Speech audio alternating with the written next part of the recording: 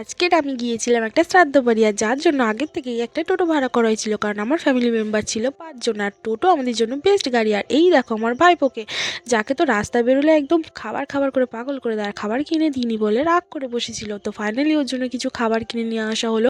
আর আমি মাঝপথে বাইকে উঠে গিয়েছিলাম বৌদির দাদার বাইকে বৌদির মা এসেছিল, আর বৌদির মায়ের পায়ে ব্যথার জন্য উনি টোটোতে উঠে গেছিল, আমি বাইকে। আর দেখো শ্রাদ্ধ বাড়িতে পৌঁছে গেছে। আর শ্রাদ্ধ বাড়িতে ঢুকতে না ঢুকতে আমাদেরকে দেওয়া হলো শরবত। তারপর কিছুক্ষণ বসে থাকার পর আমরা চলে গেলাম খেতে। আর খাওয়াটা অনেক সিম্পলি রেখেছিল, মানে ভাত ডাল আর শ্রাদ্ধ বাড়ি মানে তো শুক্তো তো হবেই। আর দেখো শুক্তোটা না অনেক টেস্টি। আমার তো শ্রাদ্ধ বাড়িতে এই শুক্তোটাই খেতে ভালো লাগে। তো মাংসের ক্লিপটা নেওয়া হয়নি, তাই দেখাতে পারলাম না। চাটনি মিষ্টি তার সাথে হাজমোলা।